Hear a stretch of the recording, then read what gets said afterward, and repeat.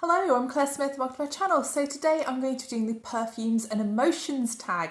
I've been tagged by John, Centre Snowdrops here on YouTube, to do this his own tag.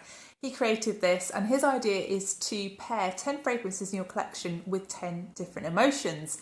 And as we know, fragrance and emotions are really strongly linked because of the way our sense of smell actually is hardwired in our brains.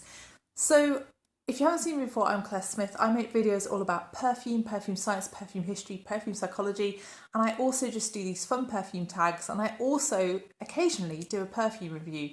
So if you haven't seen me before and you are interested, then please do consider subscribing, and also please like this video if you do end up liking this kind of content. I'm not going to tag anybody else with this tag. If you would like to do it, then please feel free. If you want to do it in the comments, please just drop it down below.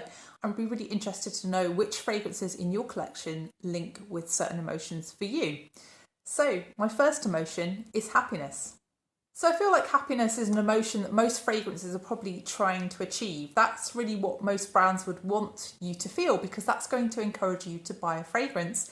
But I feel like there are certain fragrances that really make me feel happier than others, and those tend to be the ones that make me feel nostalgic, that make me think of my childhood, or that make me think of summer and sunshine, that maybe are a bit solar, or perhaps the ones that make me feel pretty, so the ones that make me feel like an elevated version of myself. And I feel like the one that ticks those boxes most of my collection is probably Jasmin des Anges by Christian Dior.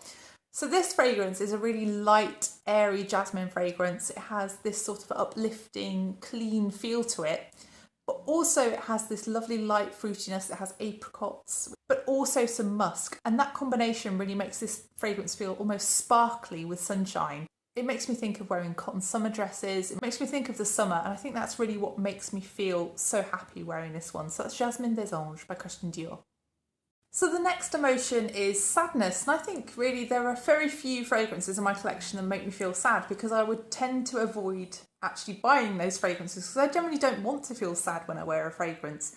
I think really the fragrance that I've sampled that's made me feel that feeling of loss and emptiness the most, even though I do think it's an amazing fragrance and I do think it's a really artful fragrance, is Cacao Porcelana by Atelier Matieri. I feel like that fragrance just has something missing. It's like a shell. I think it's maybe because of that unglazed porcelain feel to it, which is just so inventive and so different and so striking. But it's something that makes me feel like there's something missing in that fragrance as well. It's almost like the husk of something, like something's been lost there. So I think the fragrance in my own collection that makes me feel sadness the most is probably Amouage Opus 3.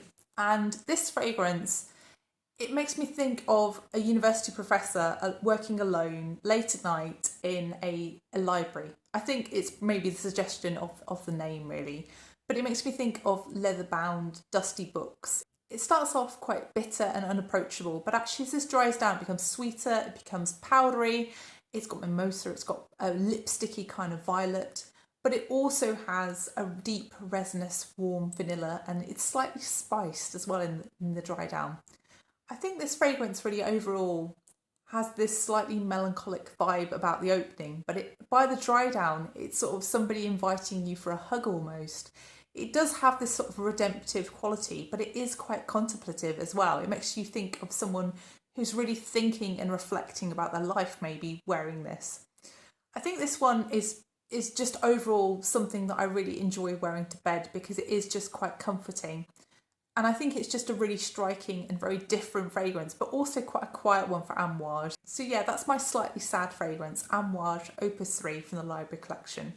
So the next emotion is love, and I've chosen a fragrance actually called Love. This is Chopard's Love.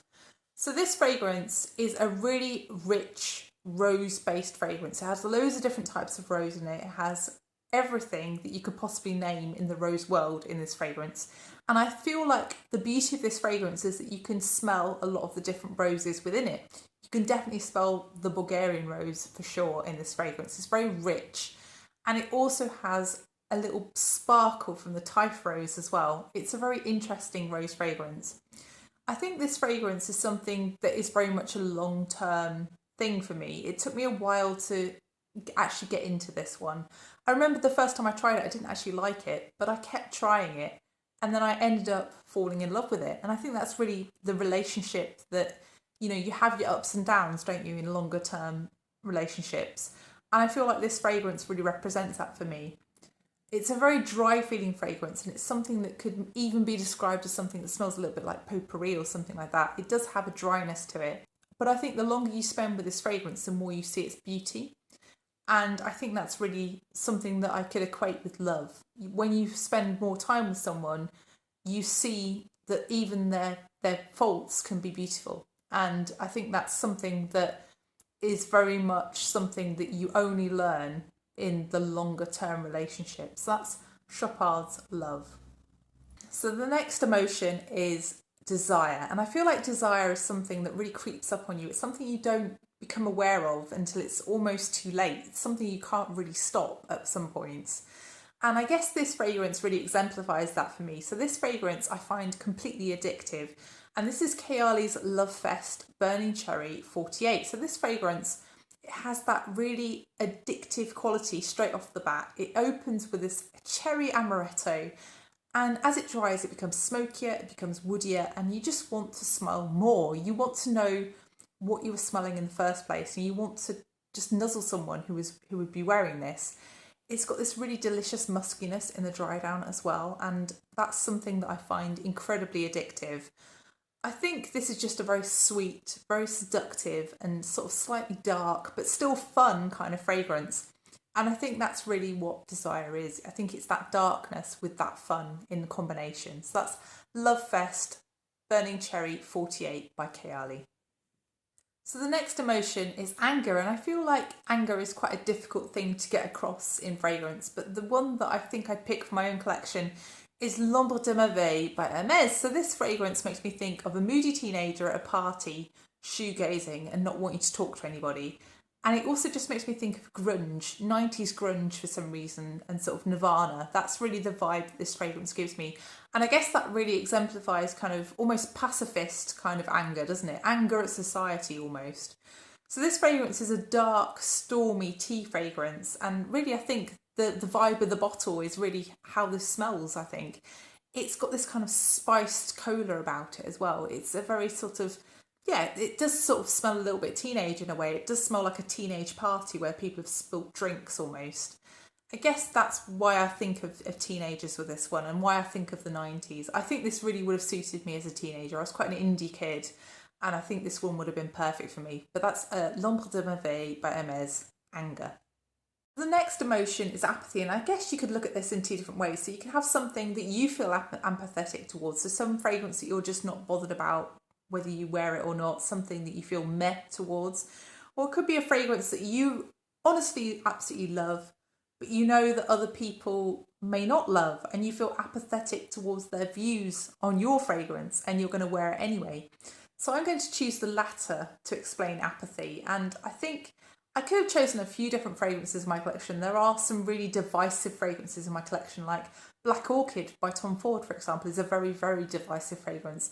Another one in my collection that really does divide opinion is Alien by Mugler, and I think pretty much everybody has tried this fragrance, and it's something that really has been toned down and muted over the years, but it still is something that does divide opinion.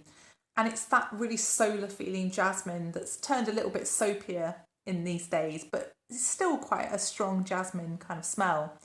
But that is something that people just either absolutely love or absolutely hate. There's nothing in between really with Alien.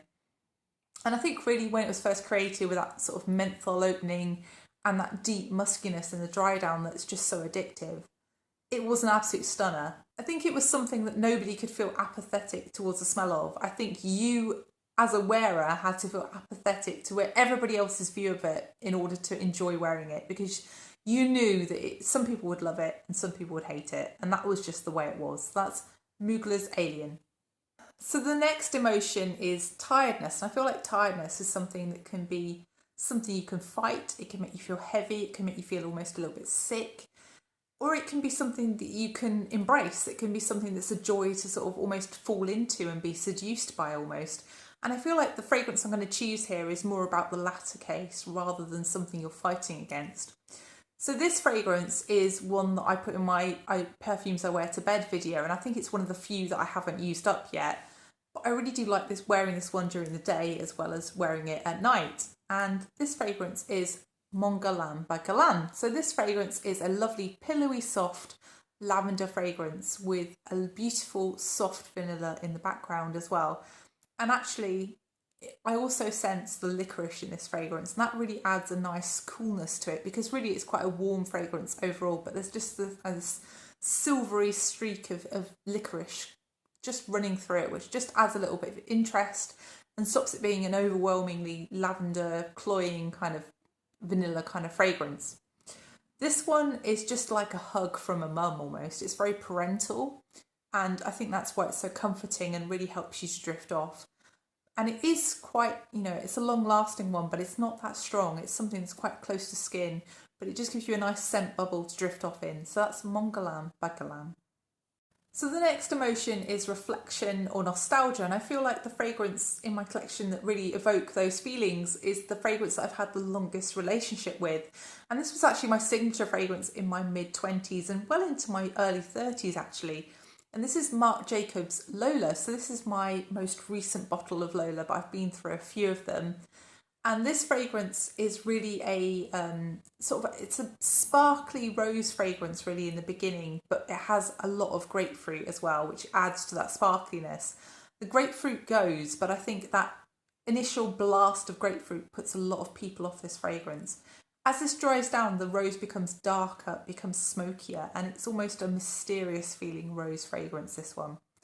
I think this fragrance really overall, it really reflects my tastes in fragrance before I got into YouTube, and I think that's a really important place to be aware of, because before you're influenced by other people, this is what I loved in the beginning, and that's a really interesting thing to go back to. And I still occasionally wear this one, and I'm just struck by how much I love it, and I think that really is something that also plays into that nostalgia. It's something that makes me think of all the times in my life when I've been wearing this one in important events in my life. So getting my PhD place, buying my first house, getting engaged, really huge events in my life I was wearing this fragrance. And I think it's just really nice to have it still. But I know that this bottle's going, and I know that those memories are going to be just in my head and not going to be able to be sniffed back into life, I guess. That's a really sad thing, isn't it? But I guess when fragrances have been discontinued, then you can't keep buying them forever, because you're never going to be able to find, at some point, bottles that are still good. But I think this one just is very special to me, and I will be sad when my final bottle is gone, especially since I'm turning 40 in just a few weeks, and that to me just feels amazing. I can't believe that my 30s have almost gone. That just feels so shocking to me. So that's Lola by Marc Jacobs. So the next emotion is really just feeling extroverted, feeling sociable, feeling gregarious and outgoing. And the fragrance I'm going to choose for this one is Agent Provocateur's Fatale. So this fragrance really makes me think of something quite retro. It makes me think of the 2000s. It makes me think of sweets from that time period, like strawberry laces and licorice sweets, but also cherry chapsticks that were really popular at the time. And also those bodycon dresses that people wore a lot in the 2000s, those really tight dresses that was made of like vinyl materials, and yeah, just those kind of 2000 vibes. I guess the flavours in this fragrance as well, with the ginger, the chili pepper, the licorice, and also the sort of the fruity notes, are really the flavours that you would get on nights out of vodka shots. And that's what this fragrance really makes me think of, just a fun night out in the 2000s. So this is my gregarious, outgoing, fun, sociable fragrance, Agent Provocateur Fatale. So the final emotion is excitement, and I'm going to choose the most high energy fragrance in my collection, and this one is Angel Nova by Mugler. So this fragrance is a fluorescent, larger than life, bright, shining, lychee, raspberry and rose fragrance. It's something that has an almost fizziness about it because of the pepperiness of the Kayali wood in this fragrance. And it's something that does feel like a fizzy drink, or something that feels like you're wearing a Dayglow t-shirt, something where you are larger than life, where everybody will notice you because it leaves a huge trail, it's got huge projection, and it's something that doesn't die. If you're not in the mood to wear this fragrance, you do not dare put it on because it is so strong that it will bother you the whole day. But it really does exemplify those feelings of excitement, of anticipation, and I think it's just a perfect choice for this category. So that's Angel Nova by Mugler. So that's the final fragrance in this video. I hope you've enjoyed it. If you have enjoyed it, then please press the like button, and please also consider subscribing if you haven't done already. And please let me know which fragrances would you choose for some of these emotions, and which emotion do you think you most feel with fragrances. So thank you so much for watching, and I'll see you in the next one. Bye.